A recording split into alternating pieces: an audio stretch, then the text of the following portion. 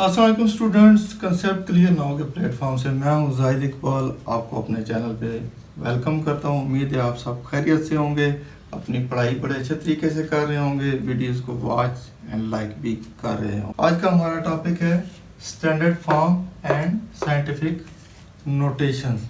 इससे पहले हमने पढ़ा था कि जो हमारी फिजिकल क्वांटिटीज़ होती हैं या हमारी डिराइव्ड क्वांटिटीज़ हैं उनको स्टैंडर्ड सिंबल दे दिए गए हैं जो पूरी दुनिया में रिकॉग्नाइज्ड हैं।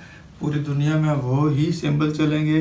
पाकिस्तान में, इंडिया में या किसी यूरोपीय मुल्क में, किसी अफ्रीकी मुल्क में, पूरी दुनिया में कहीं भी जाएंगे तो जो यूनिट ऑफ लेंथ होगा वो मीटर ही होगा।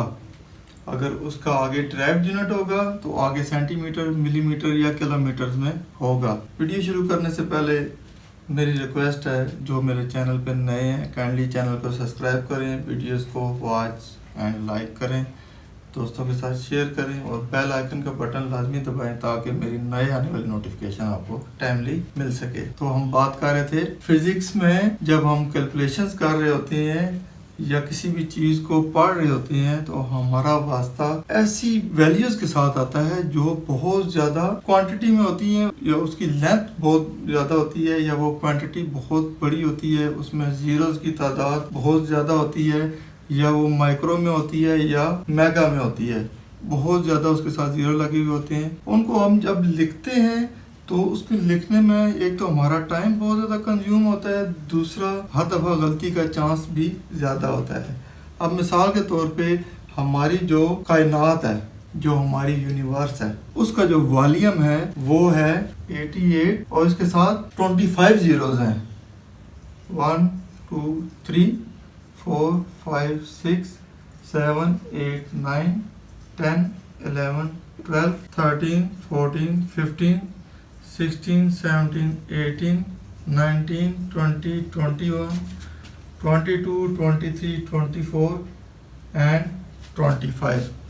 अब ये देखें, ये लिखते लिखते मेरा एक तो बहुत ज़्यादा टाइम कंज्यूम हुआ है, बहुत ज़्यादा स्पेस इस जगह ने ली है, और उसके अलावा हो सकता है कि एक आध जीरो में आगे पीछे कर दूँ, हो सकता है 25 के बजाय 26 लिख दूँ या 24 लिख दूँ। इस गलती से बचने के लिए और इस एफर्ट से बचने के लिए साइंटिस्ट ने इसका भी एक स्टैंडर्ड फॉर्म बना दी है, एक साइंटिफिक नोटेशन दे दी है। इसको साइंटिफिक नोटेशन का नाम भी देंगे और स्टैंडर्ड फॉर्म का भी नाम देंगे, जो आप कह लें।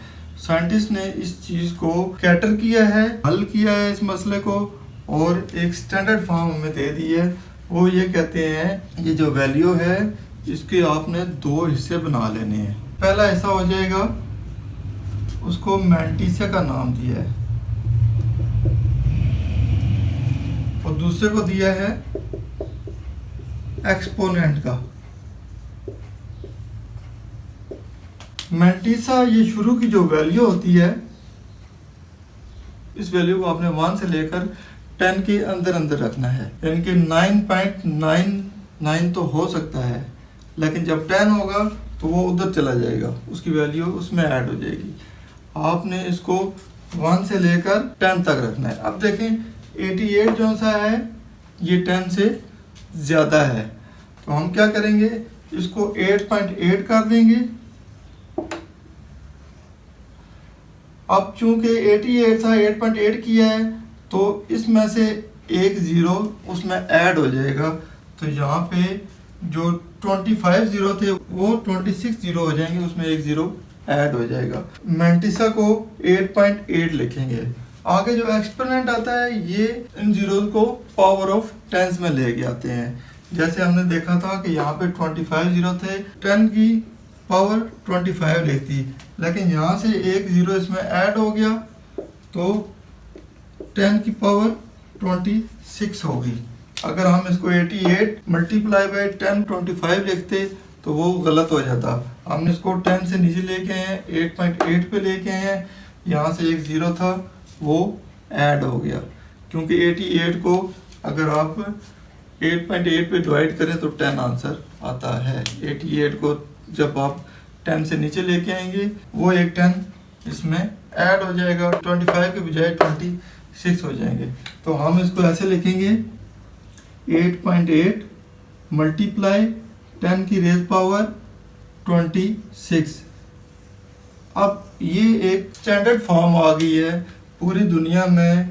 जो यूनिवर्स की वैल्यू है, बजाय 88 के साथ 25 जीरो लिखने के सिंपल 8.8 लिखेंगे, यहाँ से एक जीरो इसमें ऐड हो जाएगा, तो ये हमारा मैंटिसा हो जाएगा, ये हमारा एक्सपोनेंट हो जाएगा। इसी तरह पहले तो हम पूरी कायनात की बात कर रहे थे ना, अब जो अर्थ का मैस है उसको हमने कैलकुलेट किया।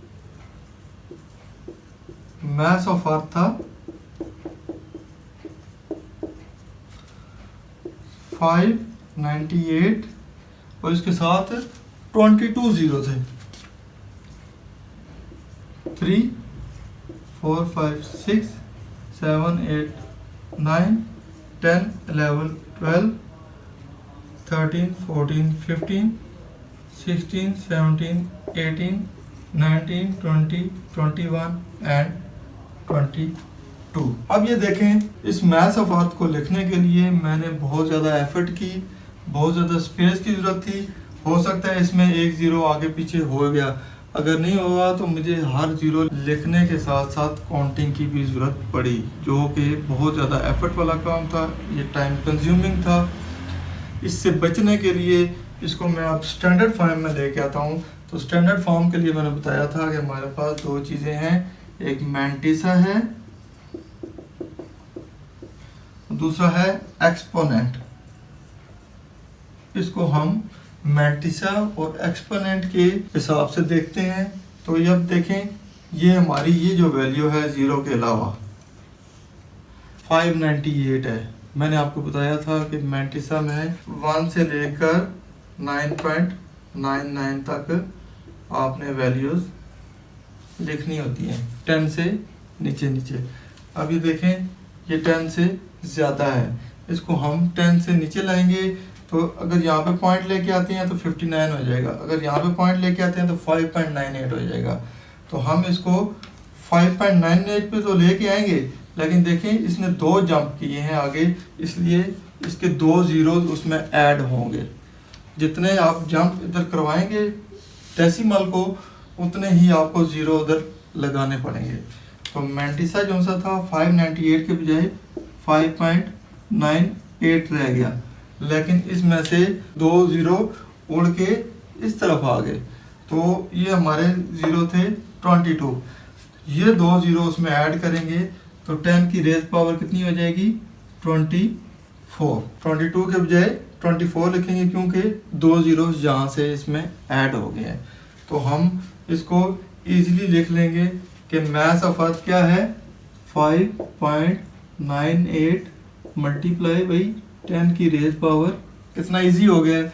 अब इतना हम इसमें एफर्ट करते तो उसको सिंपल हमने एफर्ट क्या किया कि ये जो हमारा 598 था इसमें डेसिमल पॉइंट यहाँ पे ले आए, ये दो जो ज़ीरो थे वो दो ज़ीरो उसमें ऐड कर दिए और 10 की रेज पावर 22 के बजाय 24 कर दी। तो स्टूडेंट्स, ये दो एग्जांपल दी गई थी, ये थी जिसमें 10 की रेज पावर प्लस में थी, प्लस 24 था, प्लस 26 था। ये एक बहुत बड़ी वैल्यू थी और इसकी साइज बहुत बड़ा था। अब कुछ वैल्यूज़ ऐसी आ जाती हैं जिसमें कोई ऐसी चीज़ होती है जो माइक्रो में होती है, उसका साइज बहुत छोटा होता है, यानी माइनर सा होता है, माइक्रोस्कोप के बगैर आपको नज़र भी नहीं आता। अब उसकी जो वैल्यू आती है, लेंथ होती है वैल्यू की, वो बहुत ज़्यादा होती है। उसको भी हमने जब साइंटिफिक फॉर्म में लेके आते हैं उसका प्रोसीजर मैं आपको बताता हूँ। लेट्स सपोज एक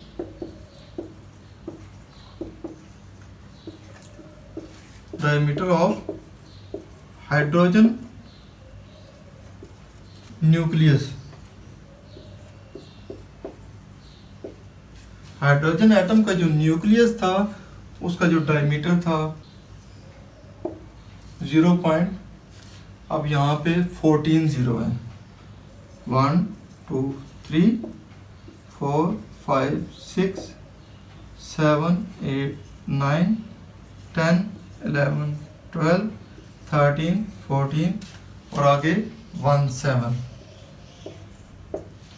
अब ये देखें, ये वैल्यू 1 से छोटी है, बहुत छोटी है, पॉइंटों में है और पॉइंट में बहुत पीछे है। इस वैल्यू को लिखते लिखते सेम वही मसला है, इसमें स्पेस बहुत ज़्यादा चाहिए, टाइम बहुत ज़्यादा चाहिए और आपकी अटेंशन बहुत ज़्यादा चाहिए। एक आध जीरो आगे पीछे हो गया तो वैल्यू सारी डिस्टर्ब हो जाएगी, आपका आंसर गलत आएगा। इसमें भी सेम रूल है, मैंटिसा है और यहाँ पे एक्सपोनेंट है। अब मैंटिसा देखें, हमारे पास वो वैल्यू है जो जीरो के अलावा होती हैं। वो क्या है? 17 जो सा है 9.99 से ज़्यादा है, इसको हमने 10 से नीचे लेके आना है। 10 से नीचे लेके आएंगे तो इसको हम 1.7 लिख देंगे। अब 1.7 लिखेंगे तो इसमें से एक ज़ीरो इसमें ऐड हो जाएगा। यहाँ पे ज़ीरो थे 14, अब यहाँ पे ज़ीरो थे 14, इसमें एक ये ज़ीरो ऐड करेंगे तो ये 10 की रेज़ पावर 15 हो जाएगी। हाइड्रोजन एटम का जो न्यूक्लियस है उसका मैथ हम ऐसे लिखेंगे 1.7 इंटू 10 की रेज़ पावर 15। ये हाइड्रोजन एटम का न्यूक्लियस था।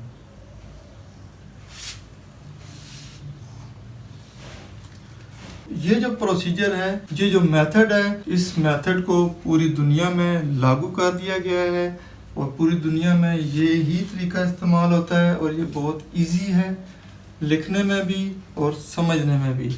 उम्मीद है इस वीडियो से आपने बहुत कुछ सीखा होगा, आपका कंसेप्ट भी क्लियर हो गया होगा। वीडियो को लाइक करें, दोस्तों के साथ शेयर करें और जाहिद इकबाल को इजाज़त दें। इंशाल्लाह नेक्स्ट इंफॉर्मेटिव वीडियो के साथ आपकी खिदमत में हाजिर होऊंगा। तब तक इजाज़त दीजिए। अल्लाह हाफ़िज़।